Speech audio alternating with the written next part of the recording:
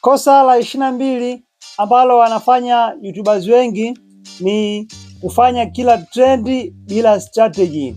Nikisema trendi lisiwe neno gani sana kwako.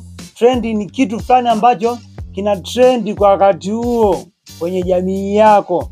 Kwa mfano, baadhi ya mambo ambayo huwa yana trendi sana kwenye nchi yetu ya Tanzania ni mambo ya mpira wa Simba na Yanga. Sasa wewe una YouTube channel labda pengine unafundisha mapishi, lakini kwa kuwa pengine siku hiyo mambo ya Simba na Yanga yametrend sana, utani mwingi sana, na wewe unaamua kuruka na ile content, unaanza kutoa uchambuzi wa Simba na Yanga, na wakati channel yako haihusiani na mambo ya michezo. Ndio maana unapofanya trend, nenda kwa strategy, nenda kwa mkakati maalum. Angalia, je, kitu kilicho trendi kinaendana kwenye industry yako? Na hata kama hakiendani kwenye industry yako, je, kile kitu kilicho trendi unaweza ukakiweka vipi kwenye industry yako? Kwa mfano, mimi labda issue za Simba na Yanga naweza nisiongelee pengine issue za mpira ulivyokuwa uwanjani, ndio jinsi walivyopambana, walivyocheza. Naweza nikaamua pengine kuongelea mkakati wa soko ambao ameutumia kocha labda kocha wa timu gani, let's say niseme kocha wa timu ya Yanga kuweza kushinda. Kwa hiyo nitatoa labda pengine maelezo kidogo kwamba alitaka kutumia, pengine alisajili viungo ambao ndio tumeona leo amefunga magoli, amefanya hiki, amefanya kile, afu mwisho wa siku nakuja kurelate hicho kitu nilichokiongea na content zangu, kwa sababu mimi content zangu kwa asilimia kubwa zitadili mambo ya marketing, mambo ya YouTube.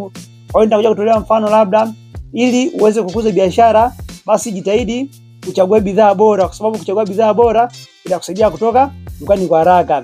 Kwa hiyo nimefanya content yangu kwa strategy, nimefanya kitu kilicho trendy kwa strategy, kwa kurelate nini ninafanya mimi kwenye biashara yangu na kitu ambacho kina trendi kwenye jamii. Na ndio maana halisi ya strategy.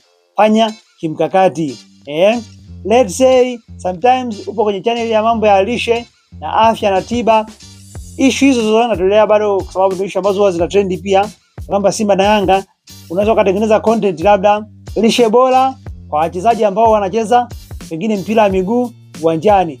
Kwa hiyo kichwa cha habari kama hicho au video kama hiyo itapata attention ya kufuatiliwa na watu wengi kutokana na tukio la kimichezo ambalo limejiri siku hiyo. Kitu nilana hapo, ndugu zangu. Kwa hiyo trendi zipo issue nyingi sana.